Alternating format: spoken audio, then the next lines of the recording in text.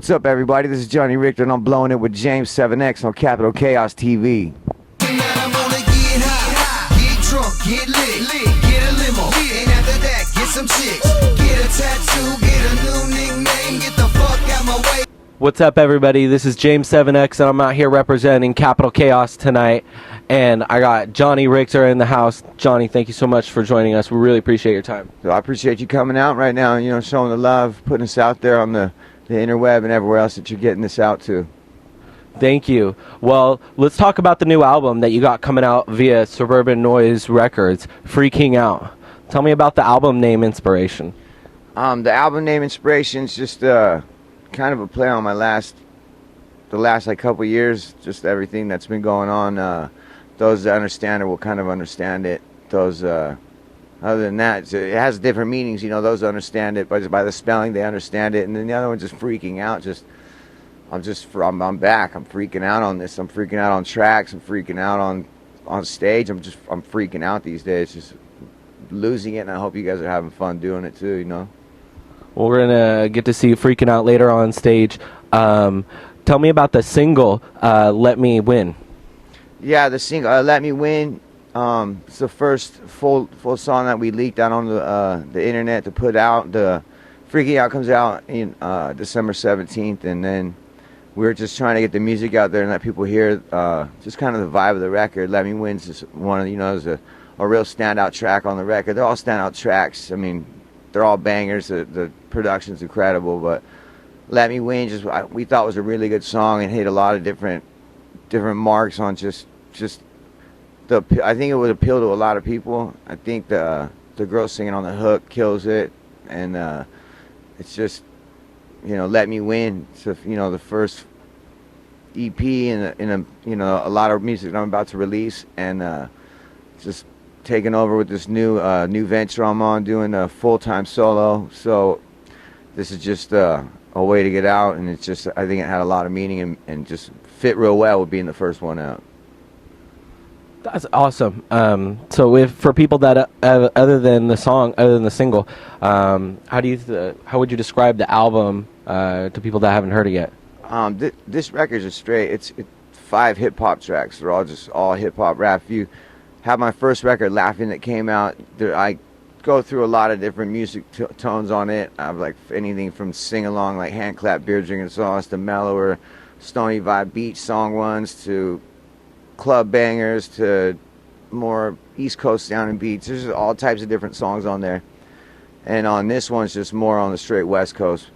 You're getting some beats thrown in, you some bass, and it's just straight on that tip all the way, from start to finish. Excellent. Well, we look forward to the release. When is the release happening again? It's December 17th. December 17th, and so you're on tour now because of this with Soze. This is the second day of the tour, and you guys already got pulled over. Yeah, we got pulled over before we even made the first day. Just 7 hours after we left LA, we got pulled over going up to Oakland pretty much, and it was good. Everybody, I guess we left at probably 4 or 5 in the morning. At 10:30 in the morning, I was asleep, and I got woken up by two CHP officers that woke me up. Creo que tus días de carreras terminaron. Además, tuviste suerte de salir caminando. Everyone else was already taken off the bus one by one. I didn't know anything was going on. I literally woke up and looked up, and there's 2 CHPs, and they just kind of pulled me off the RV, and then I see everybody else just standing on the side of the street, the freeway, and I just went and joined them real quick, and then they searched the RV and found a bunch of weed and pipes and came out. At the end of the day, they were over it. They're like, whatever, found weed and pipes. There's a lot of hand searching. You want to go through it, it's going to take some time. We got a lot of that. You want to do it? He looked at the other cops. The guys were like, no. They had a dog there, too. And you want to let the dog up on it? They're like, nah. All right, everybody back on the RV, except Soze. He had to wait a little bit. I don't know what was all said there. I got a little reprimandation probably, but he didn't get in no trouble. Nothing happened, no tickets. I walked straight back. I was the first one to back, and on the bed was a big mason jar full of weed. Everybody's pipes were out on the tables, and like they went through and found it, put it out, and then just left it out, and that was it. Have a good day.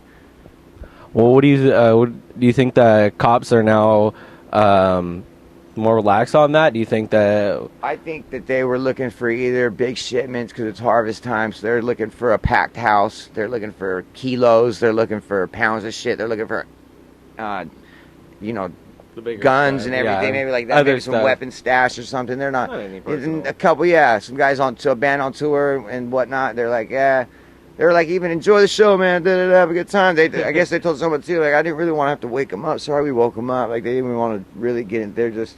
Do you know if they were fans? I don't know if they were fans. Soze said that he said who I was to him, and they had said, oh yeah, they know about that, but I didn't witness that, so I'm not sure. But that's the word on the streets. So you're broadcasting live tonight and throughout the rest of the tour, is that correct? Yeah, my DJ Dane, Great Dane, he does a internet show already, Ustreams on the Ustream channel, Red Alert Radio, and so he brought his equipment out here, and we got the little mic set up, and we were actually he has a hotspot thing for his internet, so we actually had it on the dash over here, and we're driving down the street on the way, or driving on the freeway up the way here, and we're broadcasting live. So we're going to be doing. Just if you keep in touch with the social media, at Johnny Richter on Twitter, JRichter85 on Yahoo, or on, I don't even know what my Instagram is, I have to look it up, but the Johnny Richter Facebook, we're going to have, we'll be giving out alerts, anything from 5 minutes prior to the show to going on to, like tonight, we had enough time to actually give 3 hours. So we're going to be doing them all the time, having some fun with it for sure, and staying up so we can stalk you. Exactly. You guys are definitely going to be able to check in and see what's going on, and just get more for it. You'll be able to check in on the road live throughout periodically. It's going to be going nuts. So it's going to be good. Tour versus audio versus being in the studio. What do you prefer better? I mean, playing the songs are just obviously there's more enjoyment, I think, out of that. When getting on stage and just killing it is no feeling like it, period. And watching the reaction to people, getting to come out, meet people, see different things, being on the road, just everything is just such a blessing to get to do. A lot of people don't really, not that many people get to actually go travel the country or travel the world in my case, so I love being on the road and touring, but who doesn't love their own bed, and making the music, creating the music is a different kind of high when you're in there. It's crazy when you come up with some great idea or something, or you hear something, you have a song in your head, and then all of a sudden, a couple hours later, all you have to do is push play, and you can hear what was in your head earlier. There's really no way to describe it if you can't. It's just something you do, and what do you think your greatest inspiration is when you create songs? What do you find? Where's your muse come from? Life has a lot to do with where music comes from. Life's experiences for one, moods and tones in your life, what you're going through, that definitely sets tones, gives you inspiration to write about certain things. And then I like to let the music tell me kind of what song it dictates at the moment. But if I have a party track comes on, I'm gonna want to do something hype that goes with that. Something a little deeper of a beat comes on, I'm gonna want to, that'll pull something else out of me. Everything pulls different things out of me, and I like to write songs to beats. I don't really like to write songs. I like songs to write themselves. If I have to sit there and actually work on writing a song, that's too much for what I'm trying to do. I want stuff that just comes out naturally. That's how I know if I like a beat or not. Because if I put a beat on and I'm trying to figure something out to go to it, then I know it's probably not going to be the best. If I put a beat on and all of a sudden I'm like, oh, this what goes to this one, and then that's when you're going to get the best outcome, I think. So MGS Studio with G Rocka. Can you talk to me a little bit about your time in there? Yeah, L.A. Burbank. It's DJ Muggs from Cypress Hill. His studio, MGS Studios out there, and G Rocka is a producer, engineer for Soul Assassins, and works out of that studio as well. So for this, G Rocka did all the beats. Thank you very much for those. Ooh, he gave me some fire, and I went in there to the studio and knocked them all out. We went down, and met him and did it. And Muggs happened to be in the studio, but he was in the back section of his deal. But went back there, spoke with him a little, burned one, and he was cool, real mellow, real cool. We were sitting back chilling for a while talking, but yeah, G Rocka was killing it, running the Pro Tools, doing everything, and just the energy just happened. It just came quick. It wasn't that hard. Like, we both kind of know what we're doing. He knows what he's doing over here. I know what I'm doing on the mic, and we could communicate real easy what we kind of wanted, and we knew each, like, you know, it was real, you know, effortless. So it's always a good thing. It's good to find that kind of chemistry. Find it with working with people in music. Yeah. Yeah, but there's people I've worked with that for years where I don't even. They know exactly how I want it. They know what I'm going to do. They know certain things that I don't like to do, or that they just know how it goes. Like, I can sit there and say once. I don't have to explain anything. Like, when I say go back to this, no, I always want to go here. I don't want to have to. I don't like to punch, period. So when I go, I can go the whole verse of a verse, get to the last word, fuck it up, and I'm gonna be like, hey, not again. And then he knows the last night. No, he knows. Like, all right, we're going to the very front, and we're doing the whole thing again. Because I don't know. It's just me. So little things like that, or when I'm doing hooks, I have a certain way of doing hooks. How many times I like to do it, and then go over the ones I did and call them out by number. And what number I like. I don't have to tell them now. This number means that check. Like, my boys already know it. Some of them, but worked with G Rocker first day, and it was not that long until we kind of had that going. So you got. Do you have any upcoming shows that you're most excited to play about, other than Sacramento? There's luckily on this run, it's a bunch of places that I've always had a lot of love and always been really cool to go to. Obviously tonight we're at the Boardwalk, and the Boardwalk's always been great. Tahoe tomorrow, Salt Lake City's always good, Denver's always good, Colorado Springs, Tempe. Yeah, it's pretty much that's where, you know. But then I'm kind of looking forward to going home to SoCal to do the last couple at the Slide Bar in Fullerton. The band Lit owns that, actually. They've been running it for a few years, a while actually, almost probably now. But I've never like played there myself. I've done songs with people that have been playing there, but I've never did my own show there. And it's kind of my hometown, stomping grounds, Orange County. So that one in San Diego. After that, there's gonna be a lot of friends down there, but Fullerton is what I'm looking forward to the most. Do you like to change up or like remix your songs live and play them differently, or perform them differently than on the record? No, I pretty much don't do the beat like that. I don't really switch them up. I've definitely thought about grabbing other like hot beats that are out right now and putting my song to that, but I haven't really been working with this like a consistent DJ. One time when I didn't have a DJ, other time I was using somebody else's DJ. So this time I have my own DJ, and we're just starting to build that chemistry up where I think I'll be able to play more with his tables and with him doing things on the production side, or, you know, working the music. So he's more than a DJ. He does multimedia. He's bringing in the live audio feed, the live video feed, so you can check him out live on tour, all tour long. Yep. It's how long's the tour again? This one's we're on the road actually for 10 days out touring, and then we go home for a couple of days, and then the last two dates are in Southern California, in Fullerton and San Diego. So from the 5th to the 20th, it's like a little over 2 weeks total. When you're not touring, what do you like to do? Or when you're not making music, what do you like to do?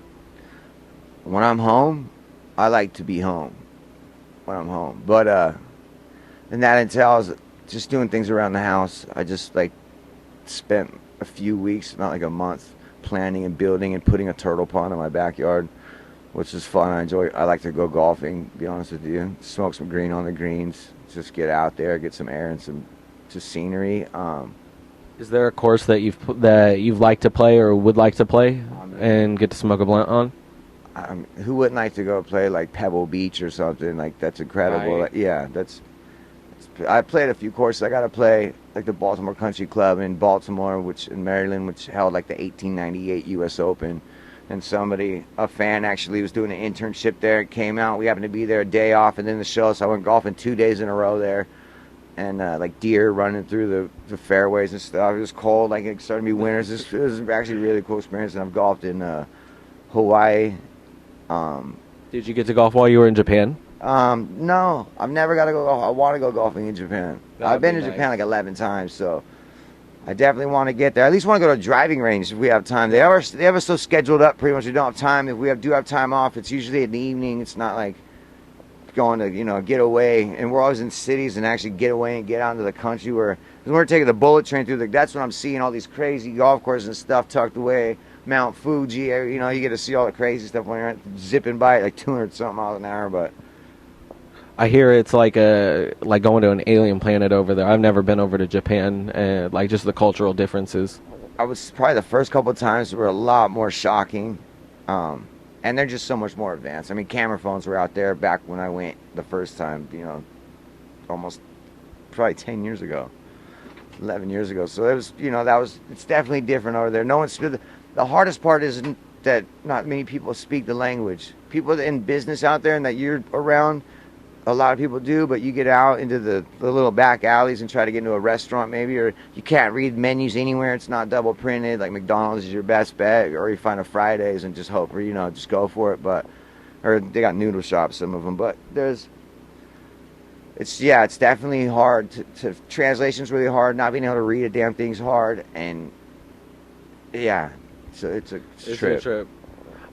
All right. Well, do you have any final words for fans, new fans, anybody watching this video? I mean, definitely try to come out and check this tour, the FreeKING Out tour. Soze, myself. You can check out tour dates on my website, on Johnny Richter, Facebook, on at Soze1. Is that your shit, Soze? At Soze1, SOZAY, spell out the 1, and on my Twitter, at Johnny Richter, 85J Richter is my Instagram. We're going to be posting all the dates up on that. Hope to see you all soon. Check out all the new stuff coming out. It's very exciting right now. I got a lot of things. I'm going to put out a new EP, which is already almost done. I just got to put the icing on the cake, but the cake's already baked. So it's about to come out February, March. I want to put that out. Working on another tour for March, and a full length in April or May, and then hit the road in the summer. So stay tuned, because a lot's coming. I'll be in a town near you really quick. Thanks for all the support and all the kind words that I've been getting lately. Really appreciate that. Feels really good. And just thank you. And you come out and say what's up. I'm going to be killing it. I'm coming for everybody. I'm coming to get you. Johnny Richter's taking over the world. He's not stopping. All right, this is James 7X reporting for Capital Chaos. Thank you for joining us. Get drunk, get lit, get a limo, and after that, get some chicks. Get a tattoo, get a new nickname.